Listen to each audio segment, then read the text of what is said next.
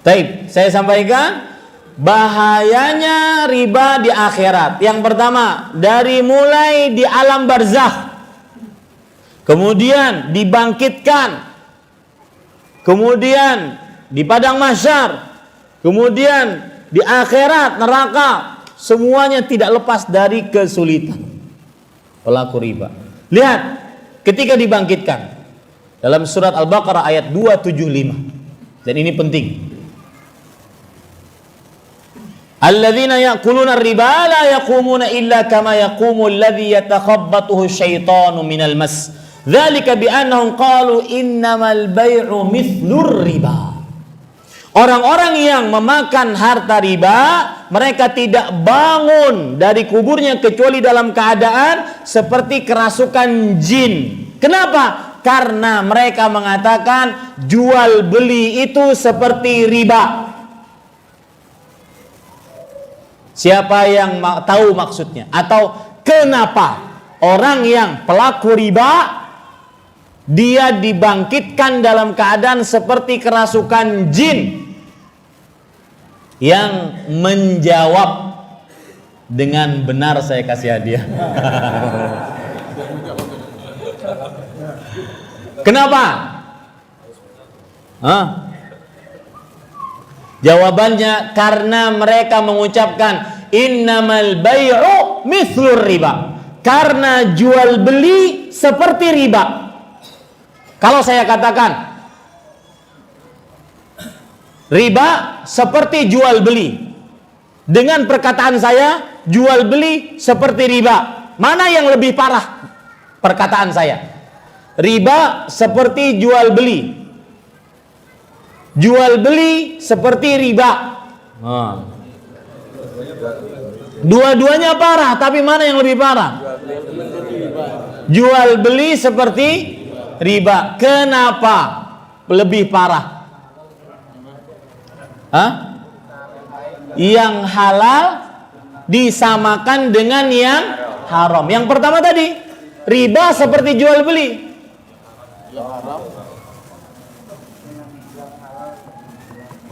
Hanya orang-orang jeli yang bisa menjawab.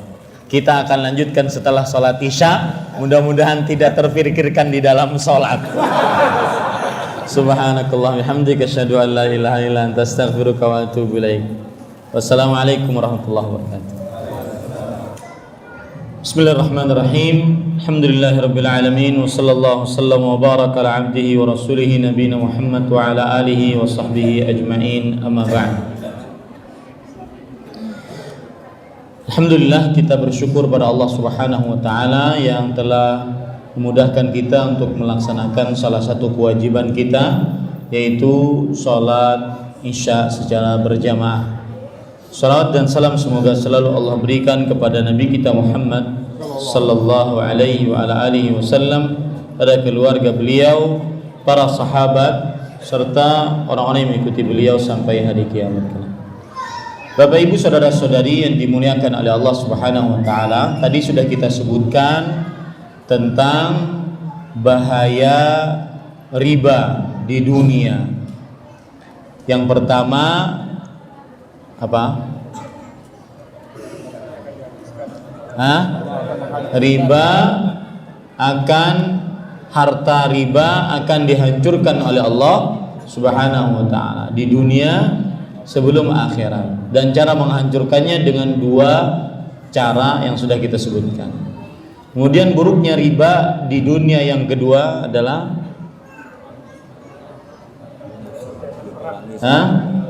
diperangi oleh Allah Subhanahu wa taala. Dan orang yang diperangi oleh Allah, maka dia akan mendapatkan keburukan-keburukan. Di antaranya tidak diberi petunjuk oleh Allah, kemudian tidak dilindungi oleh Allah, kemudian doanya tidak dikabulkan oleh Allah Subhanahu wa taala.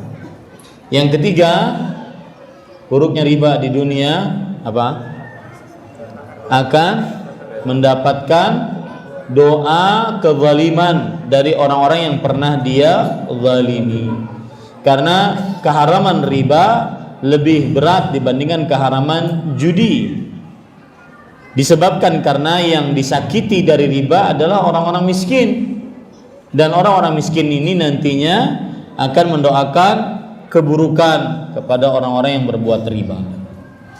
Kemudian kita masuk kepada yang keburukan riba di akhirat. Tentunya tidak semua yang saya sebutkan keburukan-keburukan, masih banyak yang lain. Tetapi itu yang paling terbesar dan itu sudah mencukupi. Keburukan di akhirat tadi yaitu dia akan dibangkitkan dalam keadaan seperti kerasukan jin. Tentunya orang yang kerasukan jin ketika dibangkitkan dalam keadaan seperti itu, maka ini adalah sebuah keburukan. Beda dengan orang yang mati dalam keadaan berihram. Rasulullah sallallahu alaihi wasallam mengatakan, fa innahu yub'atsu yaumal qiyamati mulabbiya. Sesungguhnya nanti dia di akhirat akan dibangkitkan dalam keadaan bertalbiyah. Tentunya beda orang yang dibangkitkan dalam keadaan bertalbiyah dengan orang yang dibangkitkan dalam keadaan seperti kerasukan jin. Maka bahayanya atau buruknya riba di akhirat adalah seperti orang yang dibangkitkan dalam keadaan kerasukan jin. Kenapa? Karena dia mengatakan innamal bai'u mithlur riba. Sesungguhnya jual beli seperti riba. Tadi ada kawan kita mengatakan, kenapa dibangkitkan dalam keadaan kerasukan jin? Karena dia mengatakan sesungguhnya jual beli seperti riba. Apa bedanya kalau saya katakan riba seperti jual beli? Maka ini pun tercela. Riba seperti jual beli berarti dia menghalalkan riba, riba seperti jual beli. Kalau saya katakan seperti itu, ini pun perkataan tercela karena menghalalkan yang haram. Lebih tercela lagi kalau saya katakan jual beli seperti riba. Kenapa? Karena berarti standarnya adalah riba. Jual beli itu asalnya haram, dia seperti riba yang halal. Jadi bukan sekedar hanya menghalalkan di sini, di atasnya lagi. Ya, di atasnya lagi dia berarti lebih menghalalkan riba. Ini penyebab orang yang disiksa dalam keadaan dibangkitkan dalam keadaan kerasukan jin. Taib. Siksa yang kedua di akhirat yaitu di alam kubur. Dalam hadis riwayat Bukhari, Rasul sallallahu alaihi wasallam bersabda, "Faqtalaqna fa'ataina ala nahrin ahmar." Kalau kita pergi bersama malaikat kemudian mendapati sungai darah, mithlud dam, seperti sungai berwarna merah seperti darah. Wa idza fin nahri rajulun sabihun yasbah. Di sungai itu ada seseorang sedang berenang. Wa idza ala syattin nahri rajulun qad jama'a 'indahu hijaratan katsirah. Di tepi sungai ada seorang yang sudah mengumpulkan batu yang begitu banyak. Wa idza dzalika as-sabihu yasbahu ma yasbahu thumma ya'ti dzalika alladhi qad jama'a 'indahu al-hijarah. Ketika orang yang di tengah-tengah sungai tadi berenang kemudian ingin ke tepian, maka orang yang di tepi yang sudah mempunyai batu-batuan tadi fayaghfaru lahu maka dia lempari dengan batu mulut orang yang berenang tadi. Kita tahu kalau berenang itu sangat memerlukan nafas. Nah, ini dilempari orang yang berenang tadi, dilempari ke mulutnya dengan batu tadi. Fayulqimuhu hajaran, maka dia memasukkan batu tersebut berbatu-batu. Fayantaliqu yasbah thumma yarji' ilaih. Kemudian dia kembali lagi berenang, kemudian dilemparin lagi, kembali lagi berenang, terus seperti itu sampai hari kiamat. Ini berarti pemakan harta riba, penyebab siksa kubur, yang siksanya adalah berenang di sungai darah dan dilempari mulutnya dengan batu. Di sini kita ambil pelajaran, perhatikan ini menarik. Kaidah yang disebutkan oleh para ulama, al jaza min jinsil amal. Ganjaran sesuai dengan jenis amal perbuatan. Ketika pemakan harta riba yang menghutangi orang tapi dengan cara memakan harta riba, dengan cara mengambil lebih daripada apa yang dihutangkan kepada orang lain, maka dia makan dengan uang tersebut, maka mulutnya ini yang bertanggung jawab. Mulutnya yang bertanggung jawab, mulutnya yang akan disiksa.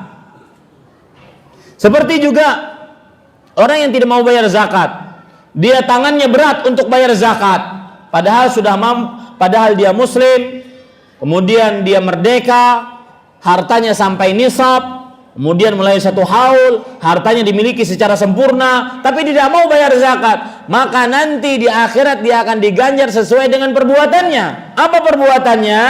Ada dua. Yang pertama, dia tidak mau bayar zakat, emas dan peraknya dia simpan, maka emas dan peraknya tersebut dia akan dibakar di api neraka menjadi lempengan-lempengan api, ditempelkan pada bagian yang tubuh yang sangat panas kalau ditempelkan pada bagian tersebut, dahi, lambung, punggung.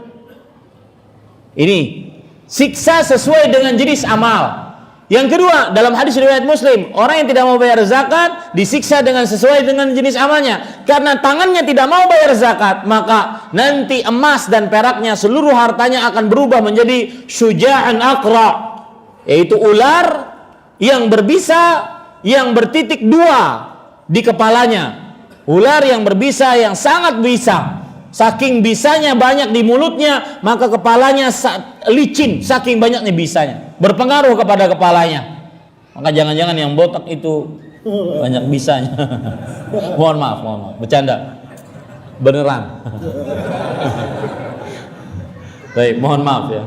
Ini bercanda, agar tidak terlalu serius. Maka para ikhwah, ular ini akan mengatakan, dia berlari-lari mengejar orang yang tidak mau bayar hutang. Ana maluk, ana kanzuk. Ta'al, ya kesini, aku adalah hartamu, aku harta simpananmu, ayo kesini. Orang itu berlari-lari di neraka, berlari-lari sampai dia terpojok. Dia harus memasukkan tangannya ke dalam mulut ular tersebut sehingga dia berhenti. Tangannya yang tidak mau bayar, maka tangan yang bertanggung jawab. Al jaza min jinsil amal. Ganjaran sesuai dengan jenis amal perbuatan. Maka hati-hati para ikhwah. Ini siksa yang kedua di akhirat. Orang yang memakan harta riba, dia akan mendapatkan siksa kubur. Kemudian para ikhwan yang dirahmati oleh Allah Subhanahu wa taala, siksa di akhirat yang ketiga, yang terakhir adalah nerakanya Allah. Ya, nerakanya Allah Subhanahu wa taala. Allah Subhanahu wa taala berfirman, fa illam taf'alu fa'dhanu biharbin minallahi wa rasulih wa in tubtum falakum ru'usu amwalikum la tadlimuna wa la tadlamun. Saya ulangi ayatnya. Ada ayat yang berbunyi bahwa jika kalian makan harta riba kemudian kalian bertobat, maka bagi kalian modalnya saja, ribanya nggak usah diambil, modalnya, hutangnya, pokok hutangnya ambil. Kalau kalian kembali, wa man ada faulaika humudz zalimun. Kalau kalian kembali, maka mereka lah orang-orang yang zalim dan mereka akan disiksa oleh Allah Subhanahu wa taala di akhirat kelak. Coba perhatikan, Allah Subhanahu wa taala berfirman dalam surah Al-Baqarah surat kedua ayat 275. Ya, saya bacakan. Faman ja'ahu mau'izatun min rabbi fantaha falahu ma salafa amru ilallah. Siapa yang datang nasihat peringatan dari Allah kemudian dia berhenti, maka yang sudah lewat diampuni oleh Allah. Jadi ini pelaku riba, Anda kalau bertobat ya diampuni oleh Allah Subhanahu wa taala. Yang sudah Anda ambil diampuni oleh Allah Subhanahu wa taala. Wa amruhu ilallah, perkaranya kepada Allah. Wa man ada, tapi siapa yang kembali melakukan riba, faulaika ashabun nar hum fiha khalidun. Mereka penghuni neraka dan kekal di dalamnya. Ingat sedikit masalah akidah. Pelaku riba kekal di dalam neraka, tetapi keyakinan Ahlus Sunnah wal Jamaah menyatakan bahwa pelaku dosa besar tahtal masyiah. Pelaku dosa besar dia di bawah kehendak Allah. Jika Allah menghendaki, Allah ampuni, maka dia masuk surga. Jika Allah menghendaki, Allah akan siksa, maka dia akan masuk ke dalam neraka, tapi tidak dikekalkan. Karena dosa yang mengekalkan di dalam neraka hanya dosa kesyirikan, kekafiran, dan kemunafikan akbar yang disebut dengan munafik akidah. Lisannya muslim, hatinya kafir, sebagaimana yang terjadi zaman Rasulullah sallallahu alaihi wa ala alihi wasallam. Itu saja dosa yang mengekalkan. Adapun kenapa disebutkan wahum fiha khalidun, hum fiha khalidun, pelaku riba kekal di dalamnya, maka disebutkan oleh para ulama kenapa disebut kekal, saking lamanya di neraka. Maka disebut apa?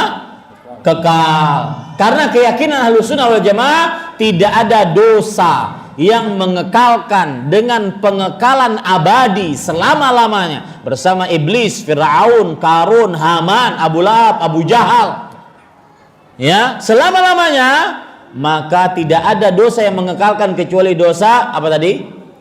Syirikan, kekafiran, kemunafikan i'tiqadi atau munafik akbar. Adapun dosa selain itu apa saja, maka dia dosa besar, ya, dan tidak mengekalkan. Ini keyakinan Ahlus Sunnah wal Jamaah. Maka yang dimaksud kekal di sini adalah saking lamanya. Poin ketiga ini, agar menghujam ke dalam hati, bagaimana kita harus mengetahui dulu bagaimana neraka. Poin ketiga, ancaman pelaku riba adalah masuk ke dalam neraka. Di zaman sekarang, terutama di zaman sosial media ini, orang sekarang mudah sekali menyebar apapun, dan siapapun bisa mengaksesnya dengan mudah juga. Dan ini keburukan, salah satu keburukan sosial media, di samping kebaikan yang begitu banyak. Salah satunya adalah bahkan orang-orang, mohon maaf, orang-orang yang tidak berakal, orang-orang yang menghina Allah, menghina Rasulullah, menghina surga, neraka, ya, dengan mudahnya bikin video, kemudian disebar di tengah umat manusia, kemudian ditonton oleh ribuan orang. Ini gara-gara sosial media. Termasuk di dalamnya mosi tidak percaya kepada surga dan neraka. Saya pernah melihat tuh sebuah video, orang tidak percaya kepada surga dan neraka, ya. Maka yang seperti ini jawabannya mudah. Anda tidak akan pernah bisa percaya kepada surga dan neraka kalau tidak percaya kepada ayat-ayat Allah. Selesai. Nggak usah bingung, ya. Maka saya katakan, buruknya pelaku riba yang ketiga ada dimasukkan ke dalam neraka. Ini tidak akan menghujam ke dalam hati, tidak akan menjadi peringatan keras bagi kita kalau kita masih meragukan tentang neraka, atau kalau kita tidak tahu tentang siksa neraka. Nah, apa siksa neraka? Saya tidak ingin siksa satu-satu, tapi sifat siksa neraka apa? Sebelumnya saya ingin katakan, surga itu ringkasannya adalah tempat nikmat yang tidak bisa dibayangkan. Sebagaimana hadis riwayat Imam Ibnu Majah, wa annal jannata la khatara laha, surga itu tidak bisa dibayangkan nikmatnya. Maka ringkasan surga tempat penuh dengan nikmat yang tidak pernah bisa dibayangkan. Kebalikannya neraka, tempat penuh dengan siksa yang tidak pernah bisa dibayangkan. Saya ingin bertanya, siapa yang tahu sifat siksa neraka? Saya tidak ingin siksanya begini-begini. Enggak, saya ingin tahu sifat siksa neraka. Nah, terus bertambah, tidak akan pernah kurang. Dah dia enggak? Habis. Terus bertambah, tidak akan pernah kurang. Ya, Anda silahkan terutama yang punya gadget, silahkan lihat di aplikasi Al-Quran. Tulis bahasa Arabnya la yukhaffaf. Di situ Anda akan dapatkan Al-Quran akan menyebutkan banyak ayat yang menyebutkan annal azab la yukhaffaf. Siksa neraka tidak akan diringankan. Tidak akan diringankan, maksudnya disiksa hari ini seperti ini, jangan berharap besok hari sama siksanya. Lebih pedih, lebih pedih lagi, lebih pedih lagi. Misalkan, ya, Allah berfirman dalam Al-Quran, wasuqu ma'an hamiman. Penghuni neraka akan disiksa dengan air mendidih sebagai minumannya. Air mendidih. Menurut ilmu pengetahuan alam, air mendidih itu 100 derajat Celcius. Jangan pernah berharap besok hari jika dia minum dengan derajat Celcius yang sama. Terus disiksakan. La yukhaffafu min adzabiha. Tidak akan pernah diringankan siksanya. Sifat yang kedua, yang tahu saya kasih minyak wangi. Kayaknya panitia habis hadiahnya. Ada? Baik. Terus menerus dan berulang-ulang. Dalam artian tidak mati, tidak hidup. Mas, capek saya bawanya nih mas, dari Banjarmasin. Baik, ya, jangan dijadikan jimat ya mas. Pernah pengalaman saya, subhanallah. Saya waktu itu kajian di hadapan para jurid polisi gitu ya. Kemudian di sebuah kota. Kemudian saya suka bagi-bagi hadiah. Saya bilang siapa yang menjawab saya kasih hadiah. Ada yang jawab, jawabannya salah, saya tetap kasih hadiah. Kebetulan panitia nggak ada hadiah, saya kebetulan ada duit di dompet, dan kebetulan duitnya itu masih baru, masih kinclong. Kemudian saya kasih. Saya pulang ke Banjarmasin, bapak ini nelfon, Ustadz, duit Ustadz memang beda.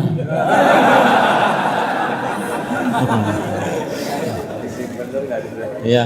Saya sudah niat saya tidak akan belanjakan duit tersebut. Saya bilang jangan pak, itu berarti keliru saya ngasih hadiah ke bapak. Ya jangan jadikan jimat makanya. Ini para ikhwan yang dirahmati oleh Allah Subhanahu wa taala. Tadi beliau menjawab, siksanya terus menerus, tidak akan pernah berhenti. Allah berfirman dalam surat Al-A'la, "Tsumma la yamutu fiha wa la yahya." Kemudian ia tidak akan pernah mati di dalamnya dan tidak akan pernah hidup. Kenapa disebut tidak pernah mati? Karena setiap kali disiksa hancur, maka dikembalikan lagi kehidupannya seperti semula. Allah Subhanahu wa taala berfirman, "Kullama nadijat juluduhum baddalnahum juludan ghairaha liyadzuqul azab." Setiap kali kulit mereka hangus, maka digantikan dengan kulit yang lain agar mereka merasakan siksa tersebut. Surah An-Nisa surat keempat ayat 56. Ya. Dan tidak pernah mati, sudah tadi penjelasannya, dan tidak pernah hidup. Kenapa? Karena selalu disiksa. Tidak pernah hidup, selalu disiksa. Hancur terus, hancur terus. Selalu disiksa. Ya, ini Bapak Ibu saudara-saudari, dua sifat siksa neraka. Yang pertama tidak pernah diringankan, yang kedua siksanya terus menerus tidak pernah berhenti. Sampai saking capeknya penghuni neraka, siksanya terus menerus tapi tidak pernah berhenti, tapi tidak pernah mati. Maka mereka mengatakan kepada malaikat penjaga neraka, "Ya Malik liyaqdi alaina rabbuk." Wahai Malik, sudah bilang kepada Rabbmu, matikan kami saja. Kami bosan disiksa.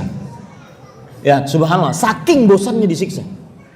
Disebutkan oleh Allah dalam surah Az-Zukhruf surat ke-43 ayat 77. Jangan main-main dengan neraka. Ada sebagian orang, ya Ustaz, ini terjadi nyata pada saya. Ustaz, dia ini minta fatwa sampai akhirnya harus saya katakan boleh riba.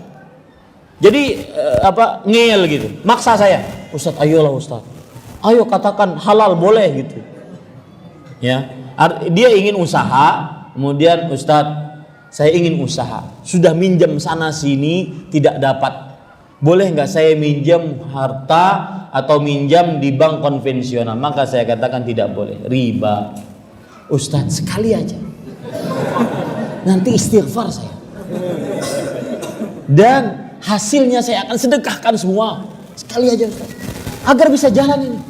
Ya akhi, tidak bisa. Ya, riba tetap riba, haram. Ustaz, sekali aja. Gak bisa, tetap riba. Maka para ikhwan yang dirahmati oleh Allah, jangan bermudah-mudah.